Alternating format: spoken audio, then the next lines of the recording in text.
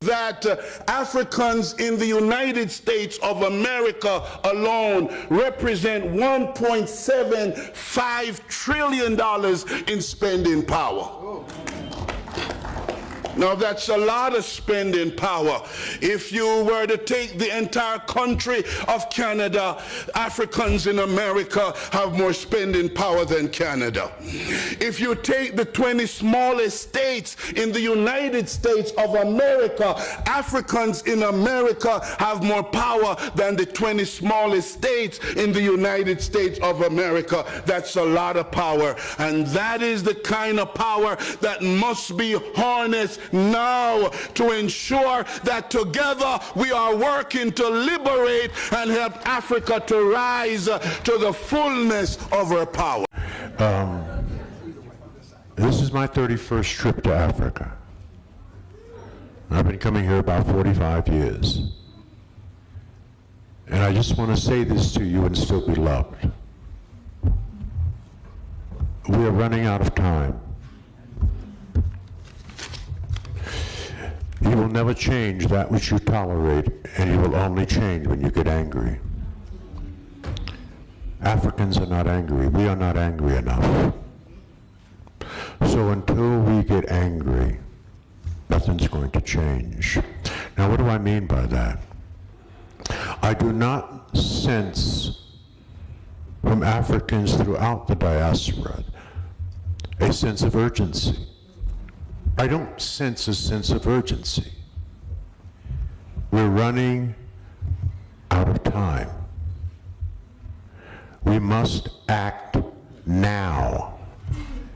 I said act, not speak. Act. We know what we're supposed to do. We know how to do it. We have the intellectual and human capital to do it. We just don't have the sense of urgency. We must act now.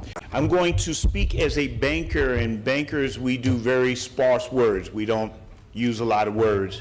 We say we'll use dollars instead. If it doesn't make dollars, it doesn't make sense. So I'm going to speak of 8 things, and each one will grow in practicality. Each thing will grow in terms of solutions, my contribution to this august body.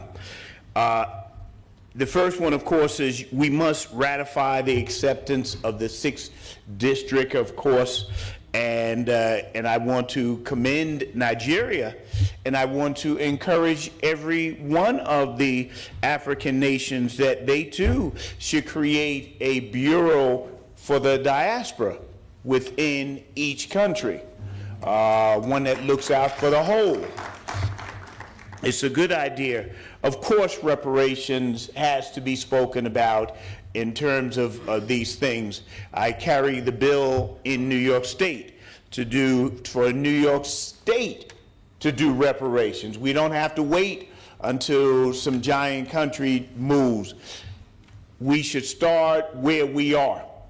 We should start in state by state until these people understand that we are serious. The third thing that I want to speak of, and without my glasses, my friends, it's rough. The third thing that I want to speak of is the need for a African-American think tank. There are just too many good ideas coming up here, and that there needs to be a place of collecting it, a place of focusing it, a place of taking it and taking it further, a place that works it and brings it to you in a form that is ready for you to deal with. There is a need for a think tank, one that doesn't just speak of what's going on in Africa, but what's going on in America, or the Americas, let's do this right. And we need to get some of our best minds together, some of the best people that money can't buy, and have them come into a room and think of some further steps. We also need to, and I guess this has more to do with the African Americans here, We need to rebuild an organization, Trans-Africa. There has to be a lobbying organization for Africa. Just as our brothers, the Jews, have several lobbying organizations for Israel, and our brothers, the Chinese, everyone has, we need to have an organization that, under the guidance of the African countries, can say, here are the issues that we want to fight for, and start organizing the Africans in America to start putting pressure on their governments so that when you come there, you at least get an open door instead of the runaround that we get, the royal runaround where you ultimately meet with the guy in charge of the copying machine instead of a decision maker. We need to have someone who says that you can't have these people just run in circles, that they're going to have to be treated seriously. And now let's go even more granular, things that we can do in here. We need to speak of South-South trade. We need to speak of how the diaspora and Africa can trade with each other. You've heard the figures of the monies that we have. Why aren't you getting part of that? If you could just get a tenth of that, it would do amazing things. We need to speak of South-South trade. We need to, this is a day and age of computers. Why don't we have a list of what are the mega projects that the African governments are doing where we could bid on? Why don't you have a list of the mega projects that we know of that you can bid on? Why is that? This is computerization. This is not the hardest thing. Why must you forever use the same old boy network of England, France, Germany, and other fine people, I'm sure, when you can use your own?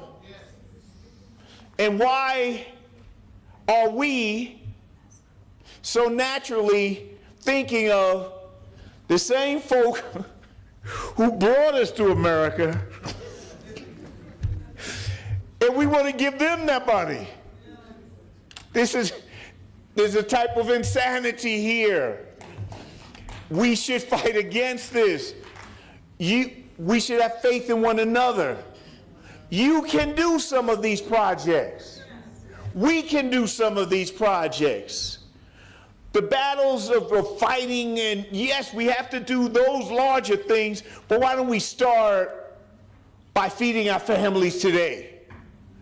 And I give you one example of this, and I invite you to it. In my district, I have John Fitzgerald Kennedy Airport, JFK. You've been there. That's my district. They're rebuilding that airport. They're putting in, they say, they started at 13 billion US dollars. It's going to go to 22 before it's finished. They say 30% of it can come to so-called minorities. 30% of $22 billion. Now, I'm not good at math, but that sounds like a lot of money to me. Why don't we work together? Why don't we find your businesses that can do some of these things? When it's in America, why isn't it a majority-owned partnership? Americans, 51%. Black Americans, mind you. When it's in Africa, it should be an African majority business corporation. Why aren't we thinking in this matter? This is my friend, there's money on the table now.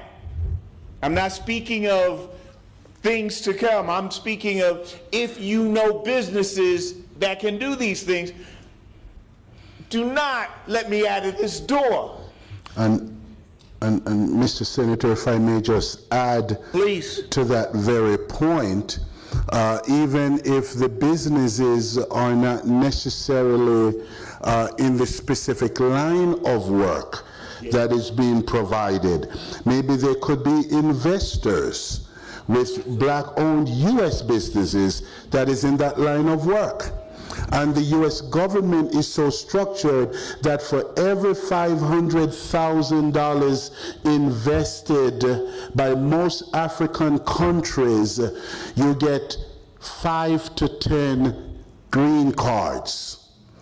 For your family, they don't have to live in America, but now your daughter can go to college and you don't have to go through any struggle. You could travel almost any place in Europe with a U.S. green card and you never have to join lines to get visas every time you travel. That's what the rest of the world is doing. I just want to add that point as I know you're wrapping up, Senator. Yes, I am.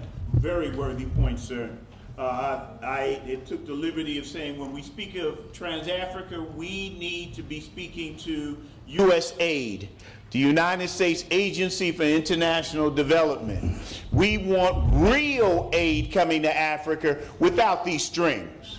We want the aid at the level that they give Israel. They don't seem to be giving Israel strings.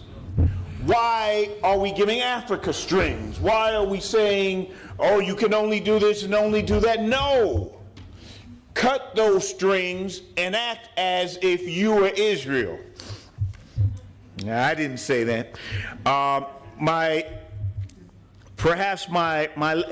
should say that I'm interested on a personal level in collectives, my friends. I'm not personally interested in filling the pockets of an individual. I'm not interested in having other people drive big cars around the rest of us. Can we find ways of getting this money to real people? Can we find ways of not just the inner elites, but the rest of us eat? So if you come to me, A, come speaking of what collective that you have, or B, come making a promise that 10% of your profits will go back to the African people that you have here. Have your profits, 10% of it, go to working on schools, on water, on health. Have 10%. That shouldn't be a lot. My last point, my friends. This is a new day and age. We're going to have transparency with all money. There will be checks and balances. Anyone looking to get rich quick in some scheme of that nature, please don't come to me. You're coming to the wrong person. I'm interested in every penny on the table. Everybody can see. We all know where it's coming from, and we all know how much is coming to Soweto, to Alexandria, to other places. How much is going there and not just a bank account offshore? Bob Marley taught us, as I conclude, in the midst of water, only a fool is thirsty. Water and wealth flowing around us, and we're thirsting. Let's quit thirsting. This is a good first step. I look forward to working with you to do these things. Thank you. I want to just acknowledge this group that journeyed from the United States of America, journeyed from parts of the Caribbean to be here today. We have journeyed through the door of what was no return in Ghana, We've journeyed to Goree Island only a couple days ago, and we've made a commitment that Ghana and Benin and Togo and Senegal and all these places along the western shores of Africa that we once viewed as doors of no return will no longer be doors of no return for the Africans in the Americas. We are saying, as we have transformed all the doors on every stop that we have made, that we have reversed the doors. We know that the colonial masters didn't want us to come back. They wanted us to leave Africa and then take Africa for themselves, but we've made a commitment that we are coming home to stay.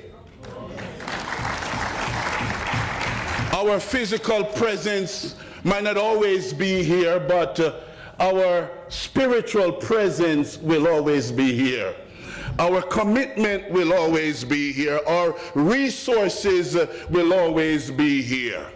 Because after 400 years of enslavement in the Americas, more than 400 years in the Eastern Caribbean, more than 400 years in the Western Caribbean, and for Africans in America from 1619, when the first 20 or so Africans were taken as slaves and landed in Jamestown, Virginia, USA. We're saying 400 years later, it is time for Africans in the Americas to come on back home and help rebuild the continent.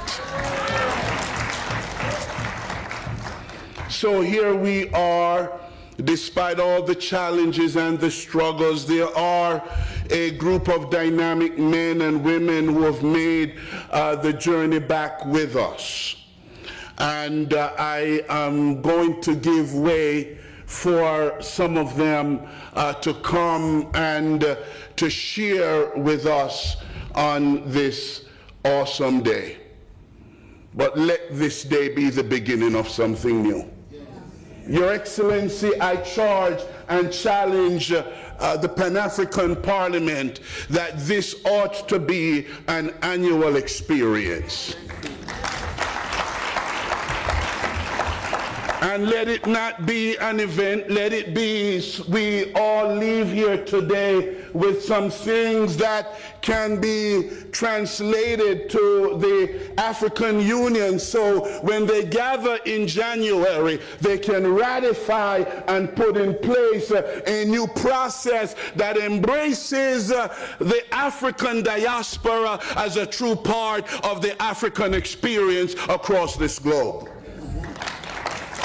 Let me just quickly say that the reality is that Africans in the United States of America alone represent $1.75 trillion in spending power. Now that's a lot of spending power.